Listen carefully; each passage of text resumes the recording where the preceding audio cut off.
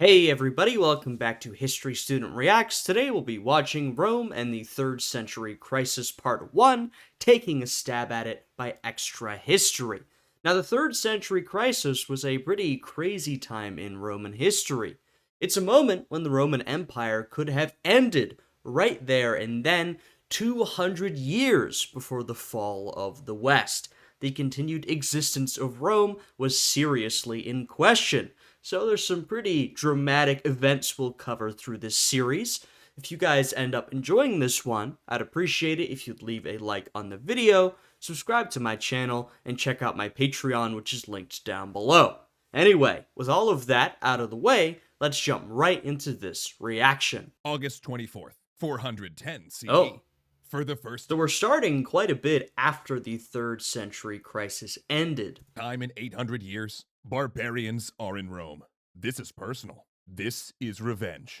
Some of these Visigoths had been Roman soldiers until the emperor, questioning their loyalty, had their wives and children murdered. They burn churches and sack imperial tombs, scattering the emperor's ashes from their burial urns. They torture the population to give up their valuables and take citizens as slaves. It is the fate that Rome has been trying to stave off for centuries, an undeniable symbol that the Western Empire is falling. And it had nearly happened before, over a century earlier. Well, yeah, I mean, when we're looking at the sack of the city here, you need to remember that the Western Empire survived for a couple more decades, right? Until the mid 400s. And so the 3rd Century Crisis was about 200 years prior. And that was a moment when the empire could have seriously fallen. It was under very legitimate threat of being dissolved. But it managed to survive, and of course in the West, it survived another 200 years, roughly. And in the East, the Roman Empire survived into the 15th century, right? Though people often think about the West when we talk about Rome, it's always worth remembering the Eastern Roman Empire. Either way, the 3rd Century Crisis is a moment when it appeared like the empire would fall, but it didn't. It managed to persevere. During a time of division and chaos, Germanic tribes nearly reached the city. Rome was torn by civil war, and the economy in freefall. But then, just as the empire seemed destined to tear itself apart, a pair of remarkable emperors managed to preserve the stricken empire for another 2 centuries. Aurelian and Diocletian. I'd give a shout out to Gallienus as well, but I'm sure we'll talk about him in this series.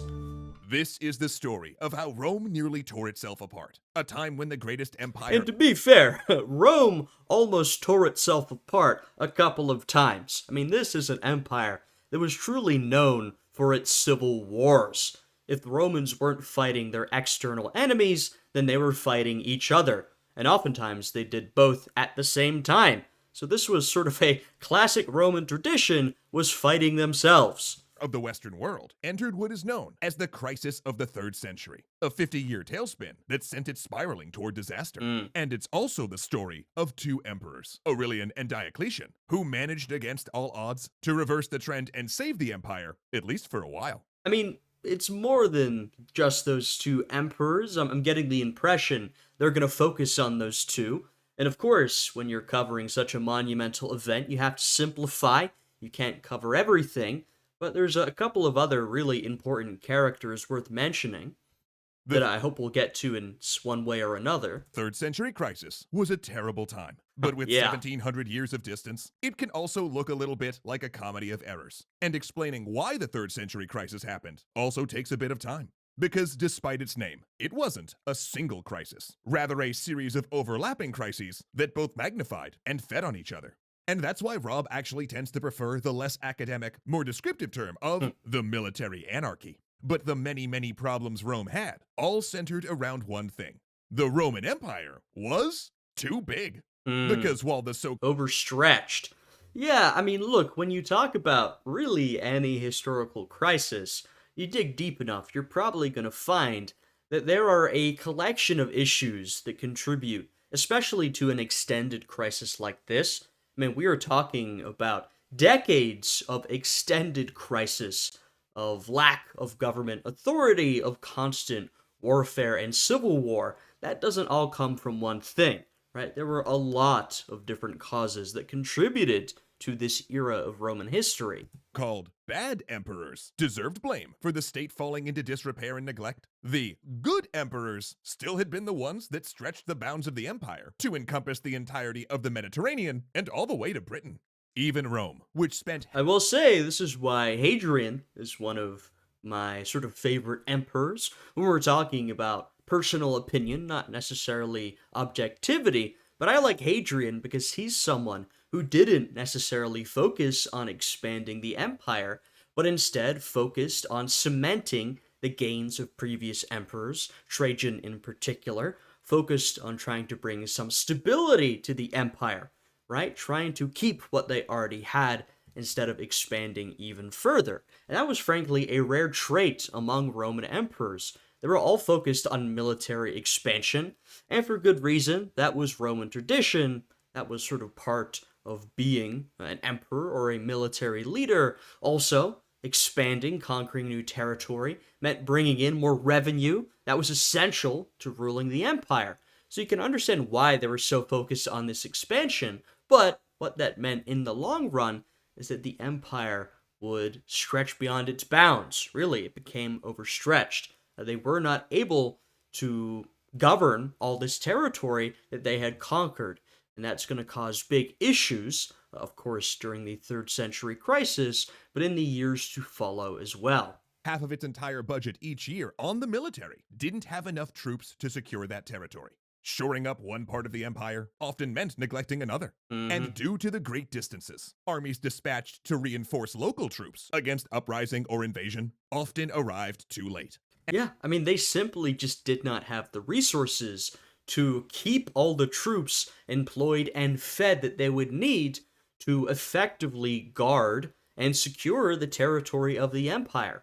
Right, this was a different story when you look back earlier in the history of the Roman Empire, when Rome was still expanding at a rapid pace, but it was small enough that all the revenue that was being brought in was enough revenue to keep everything under their control, right? They could afford to keep these armies going because they weren't as big as they got, and because so much revenue was pouring in from continued conquest, they were able to, well, continue the conquest. It's sort of this self-perpetuating cycle, but that cycle has begun to break down.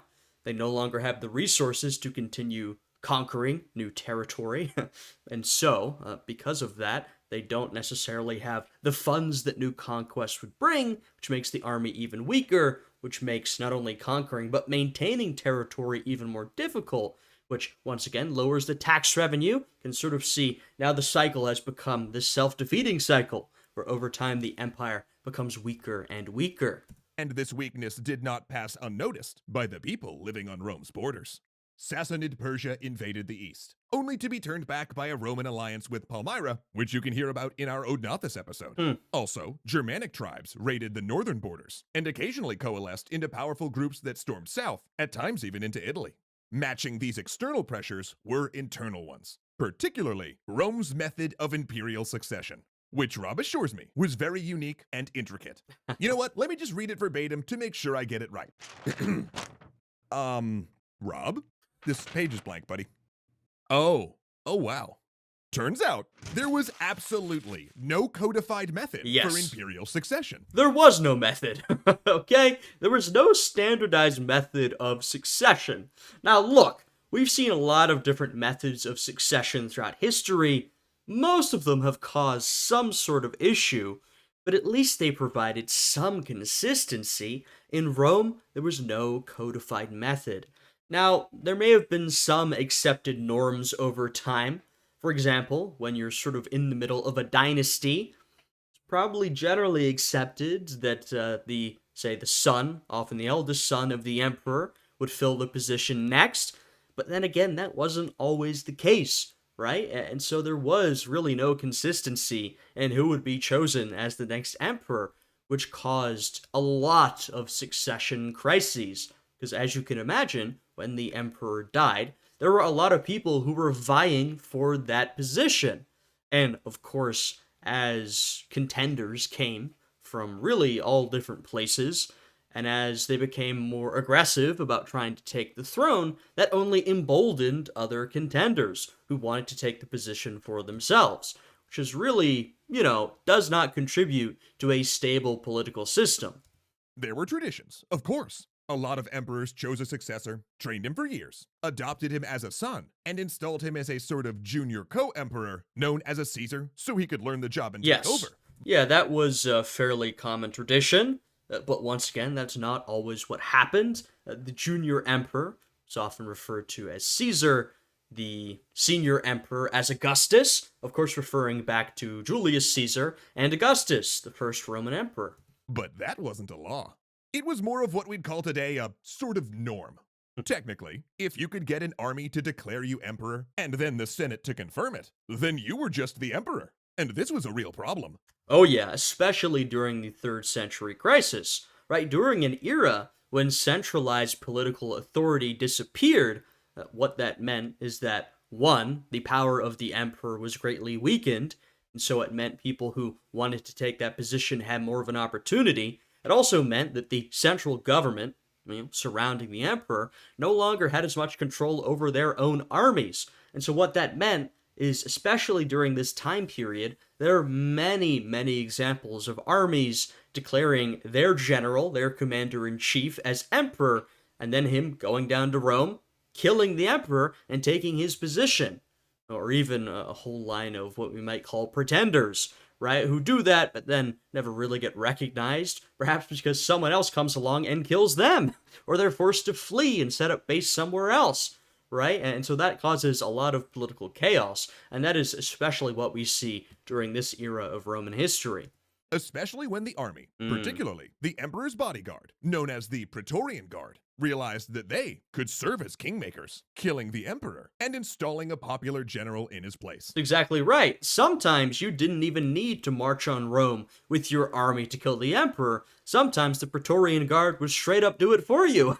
This guard, who was supposed to be ultimately loyal to the emperor and protect the emperor, well, they found that that gave them a lot of power and authority and influence, right? And so if they felt they were getting done dirty or they didn't like the emperor or whatever, well, they might just kill him and call in a popular general from somewhere else. Hey, why don't you come and take the place of emperor? All right, easy as that, huh?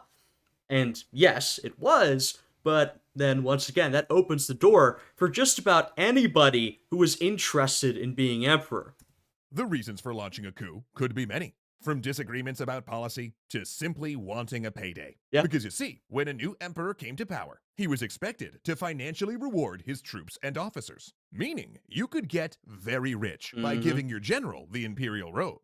And the Praetorian Guard, it's not the only time we see something like this. You think of an elite military unit that over time becomes a little more complacent and influential and then starts getting into politics. You can think of the Janissaries in the Ottoman Empire, who were originally contingents of slave soldiers, right? Who were this very elite type of soldier in the Ottoman Empire, but who over time, especially as the position became more hereditary, they became more comfortable, more powerful, they started to own property, they became an interest group, and then they decided, hey, wait a minute, why don't we try getting rid of the Sultan and try installing our own guy? Or what if we got involved in politics, right? So we see this oftentimes when a group that was initially intended for one purpose sort of becomes a powerful interest group.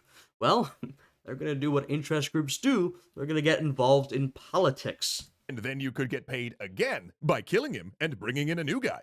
Easy money. Yep. Now, imperial assassinations had happened before, but generally, the beneficiaries were family members of the emperor, aristocrats steeped in politics. In the 3rd century crisis, however, a long line of soldiers would end up running the empire. And though the underlying issues had been there for decades, this problematic time. There's this idea of barracks emperors during this period, which is, if you look at the selection of emperors throughout the Roman Empire, you will find, some consistency among them, but also there's guys who come from a bunch of different backgrounds.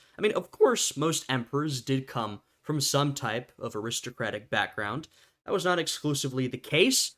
you do have a fair number of guys who came from a more modest background, some literally from the bottom, and this is one of those times when there was quite a bit more of that, because you had fellas who had worked their way up through the military, and then they were installed as emperor, right? And so you see this succession, and a pretty rapid succession, of different generals who become the emperor, usually reign for a couple years, a year, a couple months, not doing very well, and then getting killed and replaced by the next guy.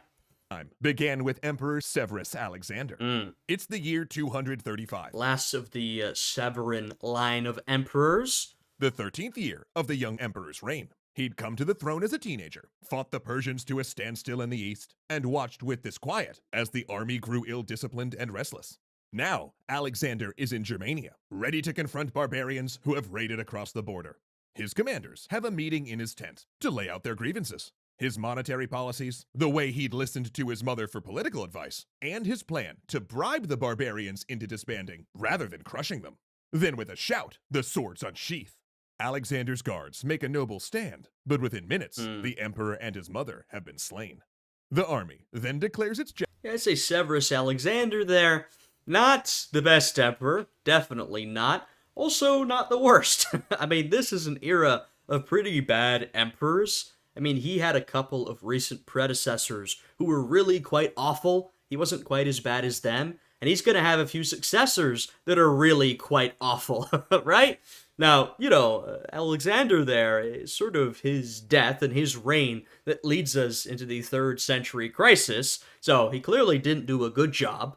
But, this was sort of the result of building issues over time. And he certainly was not the worst person to be emperor in the Roman Empire. General. A man with a peasant background named Maximinus Trask. Right, so a good example of someone who maybe normally would not have been able to become emperor, but in such a chaotic political situation, was able to make it to the top. As emperor. Now, he would only rule for 3 years and never set foot in Rome before the Senate revolted, naming another man and his son co-emperors, stripping Maximinus from his throne. Thus began the year of 6 emperors. Wait a minute. 6 emperors? In 1 year? Yeah, we already had a year of 5 emperors. I thought that was enough. Now we gotta do 6? And we're gonna do them all in this episode. I mean, okay, but that's kind of a lot for 9 minutes. Hold on. How many emperors were there during the 3rd century crisis? 26! 26 legitimate emperors. Yeah, you gotta put the asterisk on there because, I mentioned earlier, sometimes emperors will be referred to as pretenders, but really the line between a pretender and a legitimate emperor is pretty fuzzy. I mean, honestly, maybe the line would be, are you able to mint currency with your face on it?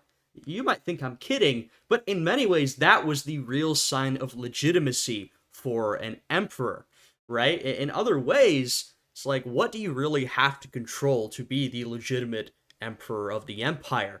You might say, well, you have to control the facilities and the government of the empire. There are plenty of legitimate emperors who didn't do that, right? This was an era of chaos when people reigned for short months, did not control most of the territory of the empire, and you had several competing emperors at once, right? So there are a lot of different legitimate, non-legitimate, somewhere in between emperors that you could cover during this time period, right? With only a few short decades of Roman history, shows you truly how chaotic all of this really was. Like, were there also illegitimate ones? All in 50 years. How are we supposed to get through all that? We're scheduled to do Aurelian next episode. Next episode, will be skipping through the vast majority of the 3rd century crisis. If we're doing Aurelian next episode, then this series is less going to be about the 3rd century crisis and more about cleaning up the 3rd century crisis. Oh, I see. Jazzy, I like it. All right, extra historians, get ready to get up and move, because we're gonna blaze right through the 14 emperors between Maximus Thrask and our good boy Aurelian in the most efficient and groovy way possible. You ready? A 1, a 2. What's about to happen? 2, 3. Them Rome's gonna stab around. No. Them Rome's gonna stab around. Guys, we're getting a musical number. Uh-oh. 3rd century Crassus gonna shake the ground, let's count the emperors down. Well, the first guy committed suicide when he found out his co-ruler's son died. And they were succeeded by these guys, and they were in charge 3 months. But then they got killed by Praetorians, and the next guy had a pretty good run. But he died in battle or by treason, and that's just the first 6 years. The next emperor died fighting this dude who battled with the Goths and got screwed. Then his son took over, which was shrewd, but then he died of plague. This is definitely one of the strangest deliveries of history I've seen, I must say. The next one got murdered by his own men. 2 months later it happened again. And then came Emperor Valerian, captured by the Sassanids. Well, Valerian was forced to drink hot gold or skinned alive, depending how the tale's told. His Like son Crassus? ruled for 15 years, then got trolled. It's conspiracy murder again. His successor died of plague after 1 year, and who killed the next guy is unclear. But things evened out because no fear. Here comes Aurelian. Yeah! Sheesh. I just want to mention, during that series of emperors, we had Gallienus. Now, Gallienus, I believe is, I don't have the years in my head, I'm sorry guys, is like mid-250s to late-ish 260s. Essentially, we're talking in many ways immediately before Aurelian, who takes over in 270, right? And Gallienus, I think, is pretty underrated. You know, I think we can see that because he wasn't even featured by name in this video. Aurelian, as we'll find out in this or the next episode, he's really seen as the guy who brings all of this to an end. Maybe Diocletian, but Aurelian's the guy who marches around, wins all the battles, stabilizes the empire, saves the Roman Empire. Which I think in many ways is fair, but there was someone who laid the groundwork for Aurelian, and that's Gallienus, right? He's someone who doesn't get as much glory, but without him, I think there's a good chance the empire would have fell as well. He's someone who also marched around, winning a bunch of battles, stopping things from degrading further, and bringing a degree of stability, not a lot of it, but a degree, which is what allowed Aurelian to do everything he did, to make the big moves that he did, to be ambitious in the way that he was able to.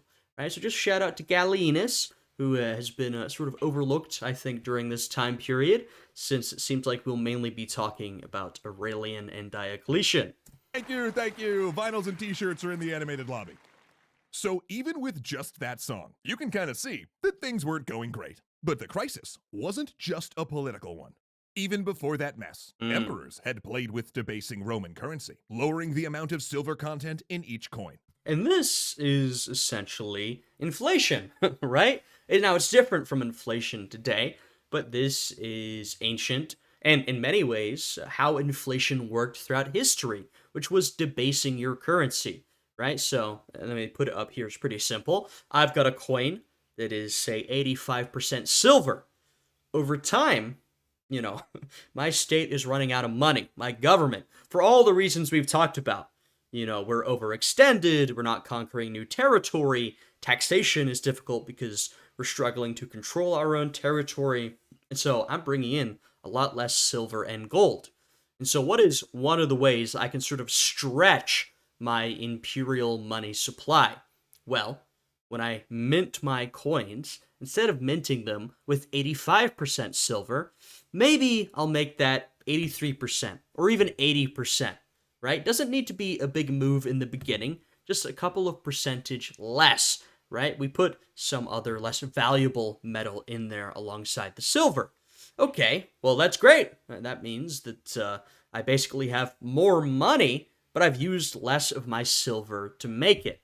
Now, a small change like that over time can become a pretty big change, like you're seeing here, from 83.5% silver to 5% silver. Now, the issue with that is that people can see what's happening.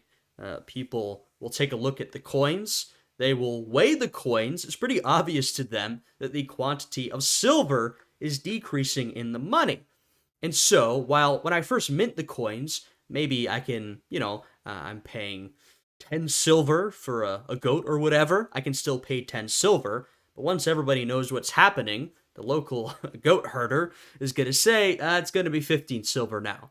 And what do we have? We have inflation, right? So inflation and debasement of currency is one of the big issues in the late Roman Empire, and really one of the issues that will, in the long run, contribute to the downfall of the Western Roman Empire.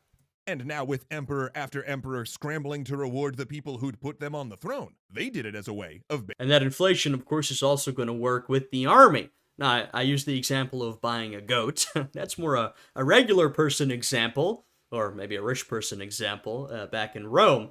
But for the government, for the emperor, what he's concerned about, more than buying goats, is paying his army.